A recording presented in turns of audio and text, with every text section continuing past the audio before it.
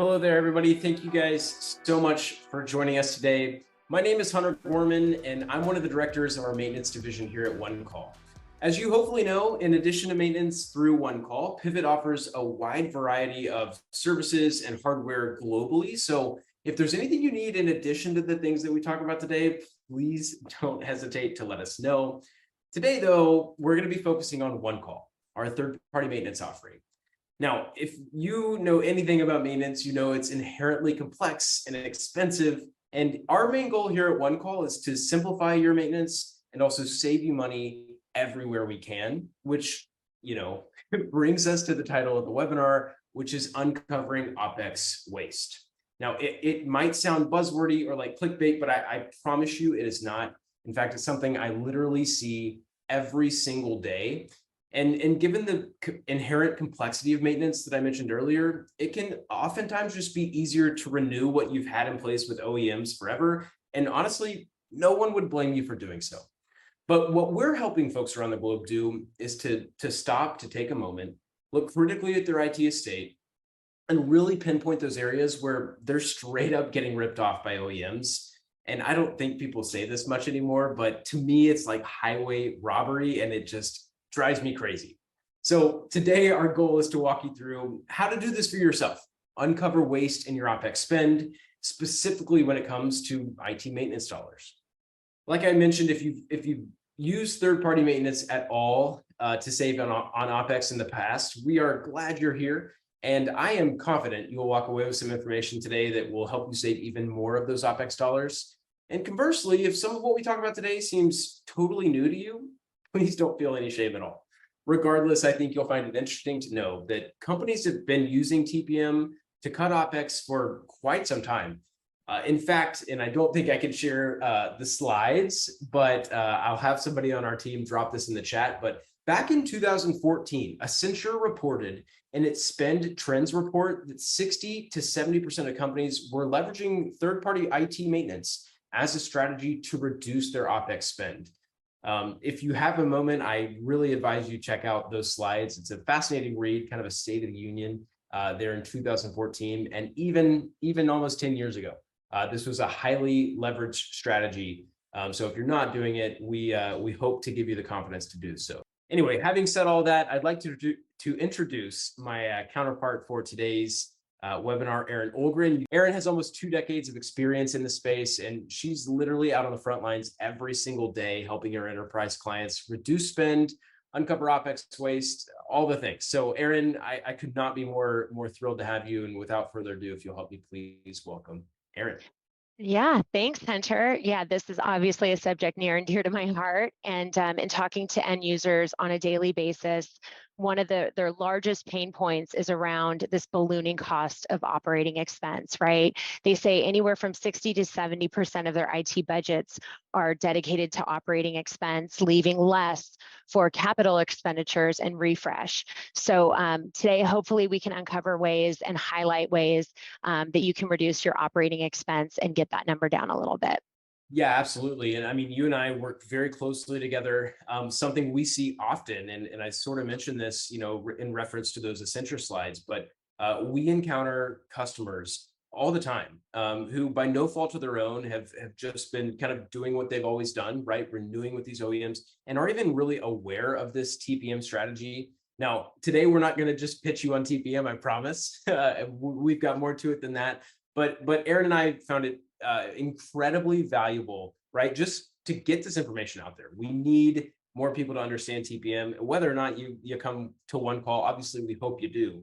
But TPM is a great strategy for OpEx reduction. And again, our heart behind this was just to really make sure you are armed with the strategy you need to save that money. So anyway, Erin, excited to get into this with you.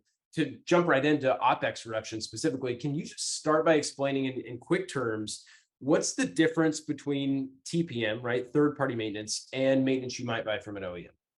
Yeah, so OEM maintenance is going to be the support model that the manufacturer is selling at the time of hardware purchase. And then that's going to be ongoing and recurring, anywhere from 3 to 5 years. So OEM maintenance is support through the manufacturer. Third-party maintenance, or TPM, is where there's a single support provider that's independent from the manufacturers and can cover all the OEMs. And oftentimes you'll find that we're delivering better support, faster response times, and at a significantly lower cost. Got it. And again, one call would be an example of a third party maintainer there. Yeah.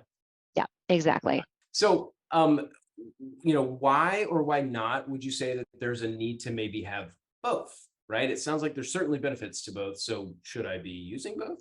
Absolutely. And we call it a hybrid or optimized maintenance strategy. And the reason for it is that as equipment ages, the OEM starts setting the equipment through milestone dates, right? So the first one is typically end of sale, where they're no longer selling the product, basically saying that they're abandoning the platform.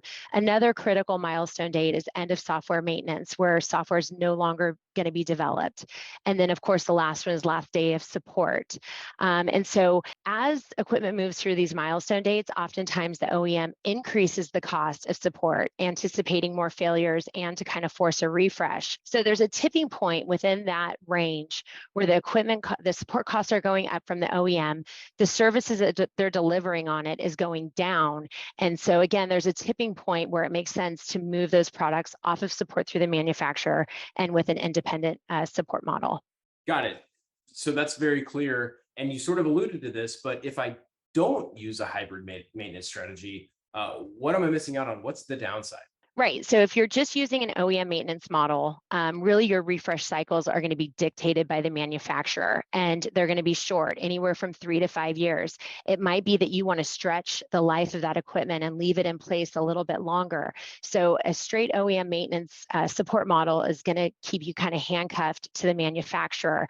And then, of course, the last piece of it is when that equipment falls off of support completely with the manufacturer, you have exposure and risk if you don't have any kind of maintenance on those devices. Got it. So it sounds to me, again, in simple terms, it's best to take a hybrid maintenance strategy, but you brought up all of these dates, right? and yeah, just doing some quick math. If I've got 2,000 devices, you mentioned 3 dates, that's 6,000 dates. It's a lot to keep track of. And again, if the easy button is just renewing, maybe I'm going to be inclined just to do that. So it sounds very complex to understand knowing when to roll something off of OEM maintenance and onto TPM. How does that all shake out? Yeah, and that's exactly what we're here for, right? Is to take that burden off your plate. So we can work with your team, consolidate your list, highlight those OEM milestone dates, go through the devices specifically and look at them.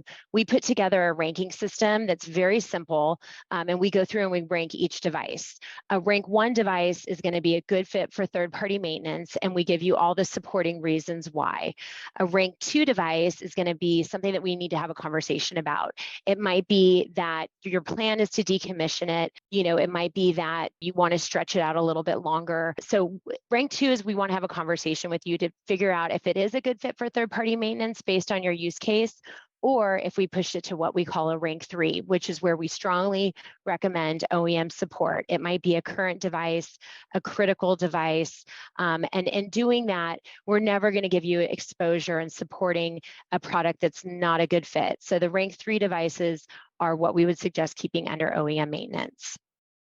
Got it. And the rank 1, 2, and 3, right? That's how one call does it. But if I'm just purely trying to make sense of my list, those are going to be pretty good ranks for me to leverage, regardless of the strategy I end up going with, right? Yeah, exactly. I mean, they're completely objective rankings based on really the OEM milestone dates. So again, we highlight those dates for you. We do just a lot of that legwork for you. But this is just strictly objective information that we push back to you. Got it. So instead of 6,000 dates, I can look at one number and pretty much have a good idea of what I need to do. Is That's exactly right. okay, beautiful. So, Aaron, if we can put all this together, right? Maybe just a quick little analogy, right? Let's say I work in procurement. I've got a massive maintenance renewal coming up, and I'm intrigued, right? Maybe I don't want to just press the easy button, renew with an OEM that, like you said, that cost is going to continue to balloon rather than deflate, which we don't want.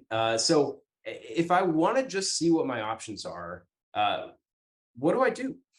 Yeah, so I'm happy to announce that we've actually formalized a process around this where we go through and do the analysis. It's completely complementary offering that we call OneScan, where again, we just go through your estate list, we consolidate them, we make sense of them, we rank by device level. We also can go through and look at your software subscriptions. It's another area where there oftentimes there's a lot of waste. There might be products out there by OEM software products that you're not utilizing, like say DNA Center around Cisco. So we can go through and have a conversation around that. And we do all of that legwork for you. Like I said, completely complimentary, and then return that information back to you cleaned up. And then you can sit down with our team and we can have a deeper discussion around it.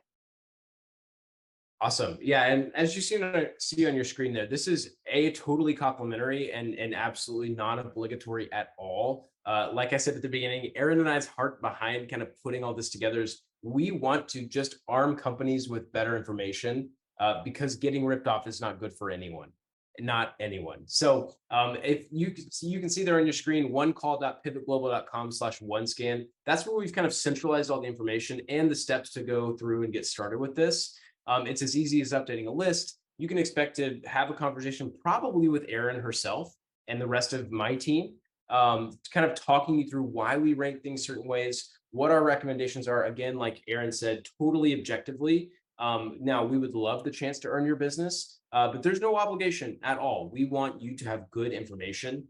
And in addition to all of that, we'll send you back a good, clean list with that report that, again, arms you with what you need to go out there and see your options.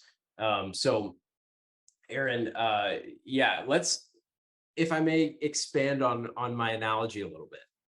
Let's say I'm facing that same maintenance renewal. I'm in procurement, right? There's a lot of dates flying around, thousands of dates that I've got to look through. And maybe I don't have a list just yet, right? Because as you and I both know, that's often a very hard thing to compile when you start to look at some of these projects. So if I just want to talk to someone and get a little more clear information, maybe mention some of the things that we're doing with our network without providing a list, is that an option? Absolutely. We're always available here to just have a conversation. You can reach out to me directly. My email address is there on the screen, or you can just email our general email address, hello@pivotglobal.com. We can sit down, have a conversation around it, pull in our technical team if you want to kind of get a better idea of what we offer in terms of technical support. And we're always here to just have a conversation, no obligation, just share information that we have. I've been in this space for 20 years, so I have kind of a deep knowledge of what equipment's a good fit, and we can just kind of talk through the reasons why TPM makes sense. Love it. It's awesome. And yeah, if you want to talk with Erin or our fantastic one call team here at Pivot, that contact information is there on the screen. Like I said, we want to honor your time here very much. And so we're going to cut this here. Like I mentioned, you'll get a recording. We will hang around for questions. But really just to summarize, don't just press the easy button with these OEMs. Their model is to inflate your cost. Ours is to help deflate them as much as possible. And we'd love the chance to walk you through this, give you a good strategy, and then at the end of the day, take a swing at your business as well. So thank you so much for joining us here today. And yeah, we really appreciate it. Erin, any final thoughts? No, I think you nailed it. I think, like you mentioned, I mean, our goal here is to really reduce that OpEx spend with minimizing any possible risk by supporting your devices. So any trust that you've given us, we guarantee we'll deliver it back. And we're always here to talk. So appreciate the time. 100%. Thank you, everybody.